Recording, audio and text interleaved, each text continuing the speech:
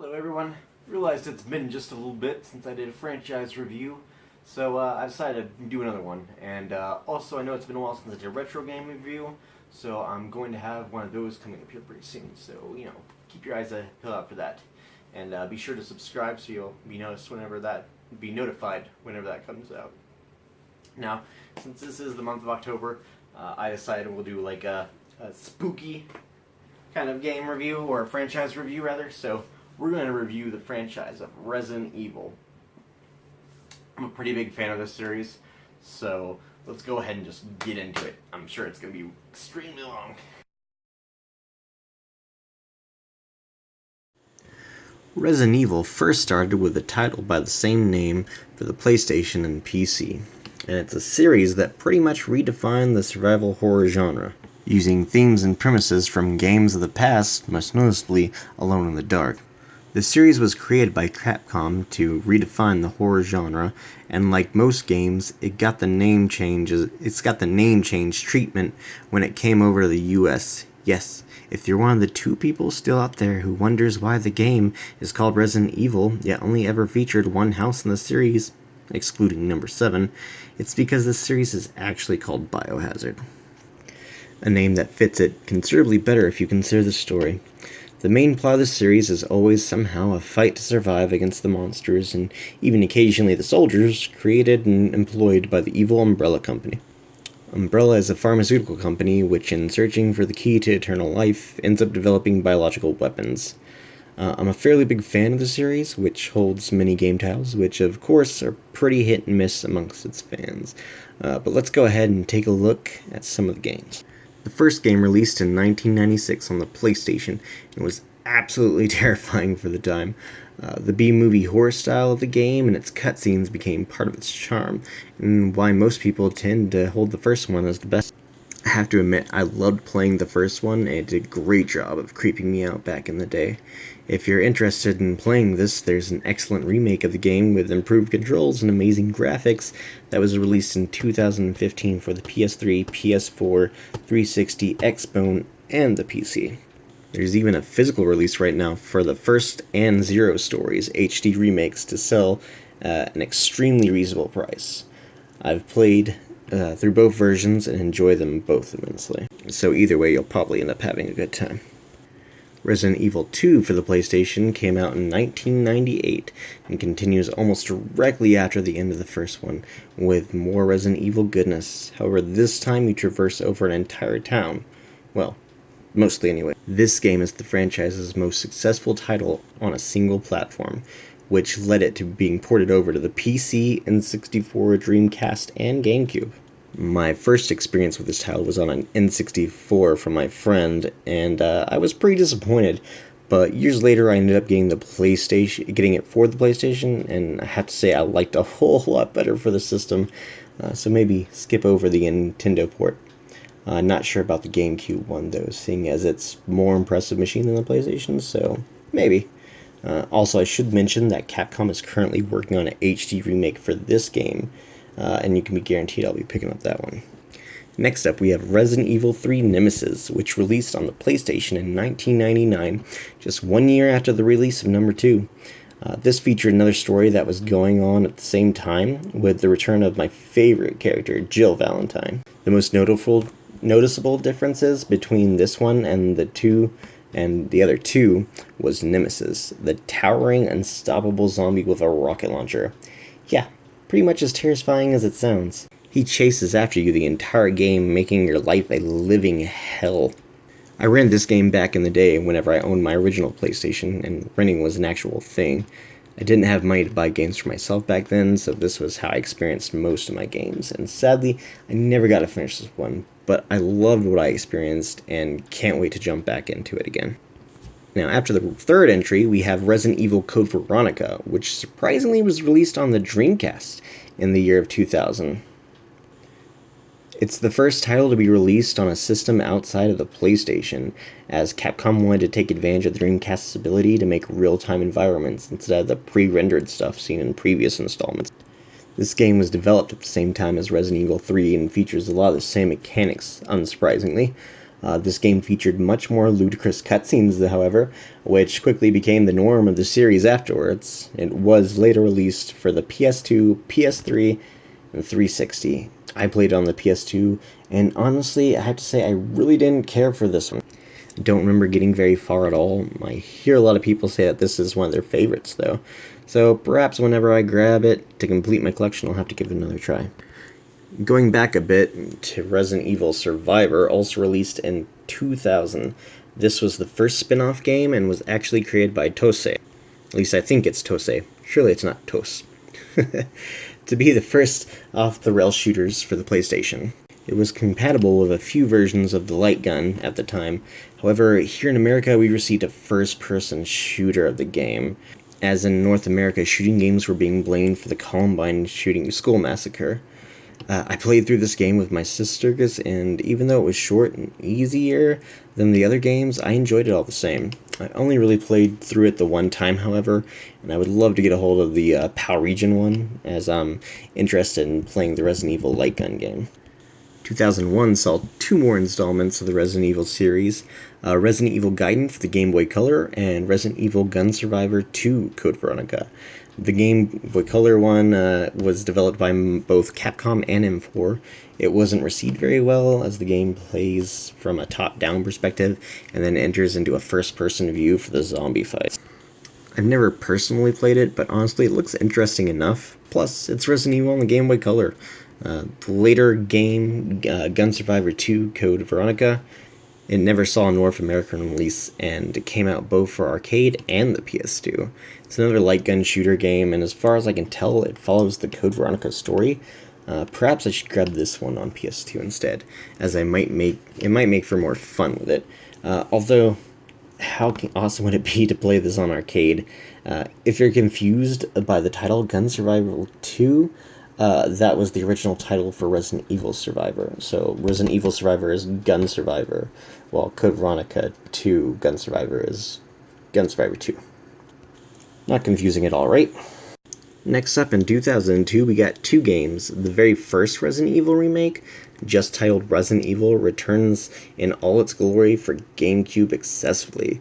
This is the game you can buy today on newer consoles. However, obviously the graphics were increased even further for them. This remake was beautiful and fixed many problems with the original game's controls. However, it sold very poorly, being released on only the GameCube.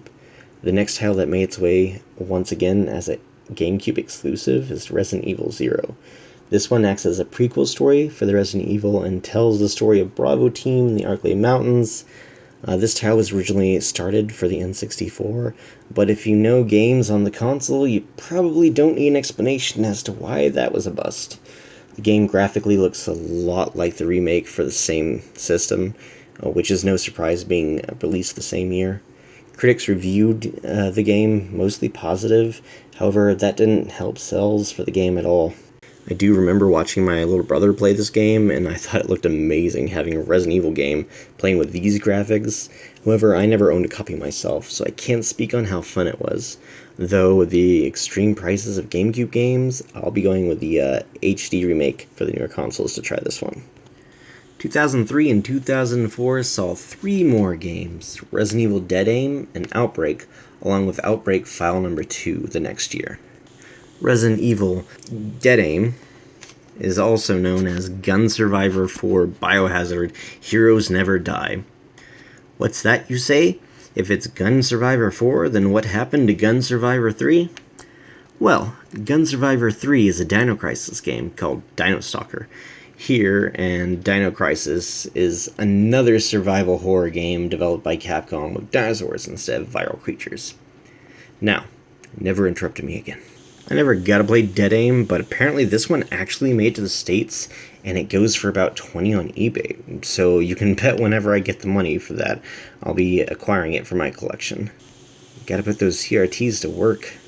The reviews for the game are mostly positive, but I don't remember hearing much about the game, and I'm not sure how well it did in the market. Outbreak released on the PS2 as the first online and cooperative game in the Resident Evil series.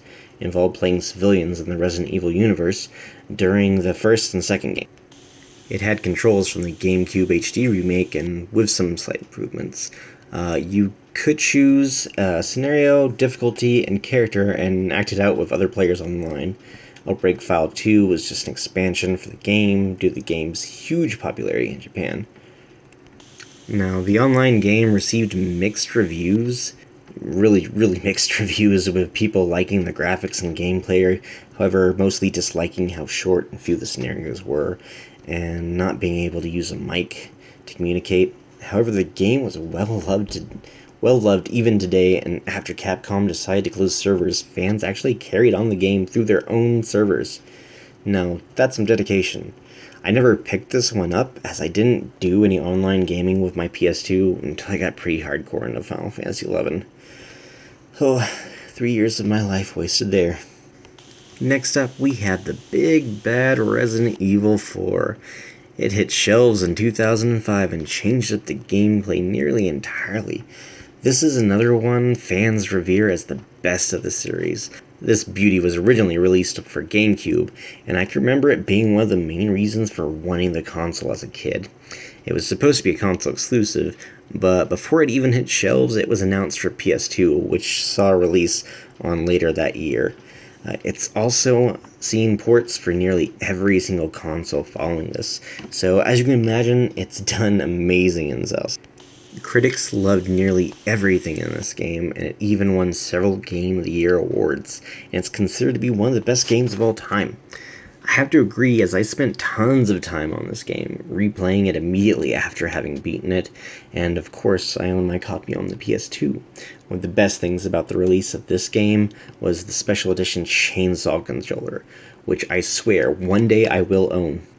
Now, after seeing how much fans love the changes made in Resident Evil 4, they pushed hard on the action, making Resident Evil 5 for the PlayStation 3 and 360 in 2009. The game was unfortunately quite a bit more hit and miss than number 4, however. The action was taken up to extremes, and this time around you played with a partner. The partner could be someone online or even couch co-op, though for some reason couch co-op took away some of the screen. Perhaps this was to prevent slowdown, but I'm not sure. Many of the Resident Evil fans were super critical of the series, straying so far away from its horror roots.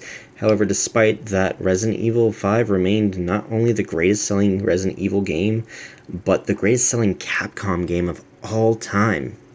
That is until Street Fighter II recently released for the millionth time on some other platforms.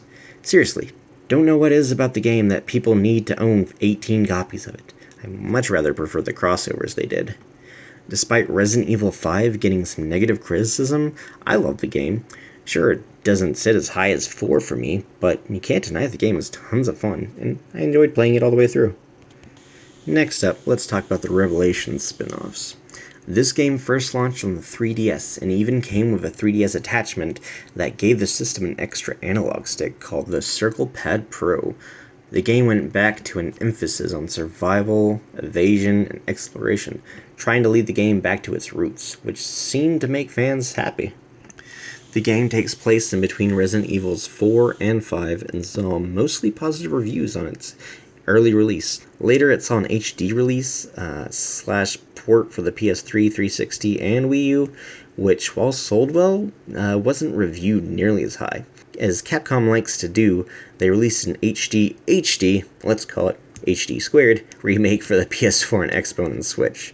I got decently far in the game, and kind of enjoyed what I played. However, it didn't have the same pull as 5 for me, and I never completed this one. Perhaps one day, though. I did enjoy the parts where I got to play as Jill. Later in 2015, however, Revelations 2 released, and it featured Barry as a playable character, finally. However, they took the worst part of 4 and 5 and made it the main staple of the game, having a little girl you need to protect and use for puzzles. And most fans like myself weren't about that life. As well as releasing episodically, at first through download, I saw this as a cash grab, and was already turned off by the need to protect another character for the entire game, so I stayed far away from this one. However, critics did seem to give it mostly positive reviews, though this was at the time when you would be hard-sprung to try finding a reviewer giving a game anything negative. Wonder why. Going between these two spin-offs was yet another spin-off that, while being hated massively by its own fan base, is one I would probably place fairly high on my list of Resident Evil games.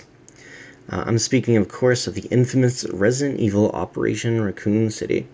This game released in 2012 for the PS3 and 360. You get to play as the bad guys in this one, and even get to pick between characters, each with their own unique skills, and the storyline follows mercenaries working under the Umbrella Corporation. That takes place in, yep, you guessed it, in between games 2 and 3. Despite the mixed critical reviews, the game was a commercial success. It plays much more like a third-person shooter than the staple games in the series, which was the biggest turnoff for the fans. As mentioned, though, I really enjoyed this one. I liked playing online co-op and enjoyed fighting the main characters of the Resident Evil 2. Thought it was a fresher take from the games than the newer ones, and reminded me of fun times playing through 2 and 3. The part I did not like, however, was the online multiplayer. This was just retarded, as you would have people just standing there unloading an entire typewriter clip all into one person's face just to see them killed. Seriously, the guns in multiplayer felt worthless. If you're interested in playing this story, you can usually find it pretty cheap, seeing as it's so hated. Their loss. Now, I know this has been going on for a while, but stay with me. We're almost there. Next up in the main series, we have Resident Evil 6, of course. 6 came out in 2012 after Operation Raccoon City. Fans seem to have hated this one even more, and honestly, I can kinda see why. The game was expanded in nearly every way now. Unfortunately, this made a hit in no department. It was quite a bit more story-driven than the others, however it was drawn out and trying to do too much. Capcom tried to convince its fans the game was a dramatic horror.